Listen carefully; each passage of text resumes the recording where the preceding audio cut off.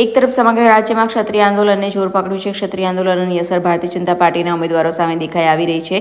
ભારતીય જનતા પાર્ટીના ઉમેદવારો ક્ષત્રિયોને મનાવવા માટે એડી ચોટીનું જોર લગાડી રહ્યા છે. તેવામાં વડોદરાની વાઘોડિયા બેઠક પર કોંગ્રેસ અને ભાજપના બંને ઉમેદવારો ક્ષત્રિય છે. કોંગ્રેસના ઉમેદવારને વાઘોડિયા મત વિસ્તારમાં બહોળો પ્રતિસાદ મળી રહ્યો છે. આજરોજ વડોદરાની વાઘોડિયા બેઠક પર કોંગ્રેસના ઉમેદવાર કનુભાઈ ગોહિલ અને કોંગ્રેસના સાંસદ પદના ઉમેદવાર જશવંતસિંહ પઢિયાર દ્વારા વાઘોડિયા આમોદર ગામથી ભવ્ય રેલીનું આયોજન કરવામાં આવ્યું હતું. આમોદર ગામથી નીકળેલી કોંગ્રેસની આ પ્રચાર યાત્રાને આસપાસના ગ્રામજનોએ આવકાર આપી સ્વાગત કર્યું હતું. યોજાયેલ જનસંપર્ક રેલીમાં કોંગી કાર્યકર્તા તેમજ વાઘોડિયા વિસ્તારના ગ્રામજનો મોટી સંખ્યામાં જોડાયા હતા. અહીંયા વાઘોડિયા વિધાનસભાના આમોદર ગામથી શરૂ કરીને વાઘોડિયા શહેર અને એના આગળના અન્ય ગામોમાં ફેરની અર્થે જઈ રહ્યા છે, જનસંપર્ક અર્થે જઈ રહ્યા છે.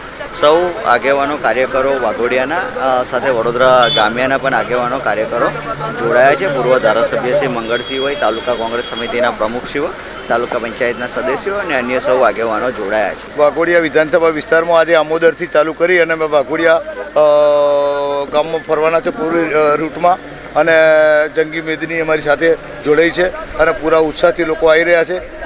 આખા વાઘોડિયા તાલુકામાં કોંગ્રેસ માટે એક નવો ઉત્સાહ જાગ્યો છે અને લોકો ઉત્સાહભેર અમારી સાથે જોડાઈ રહ્યા છે અને સતત ભરતી ચાલુ છે.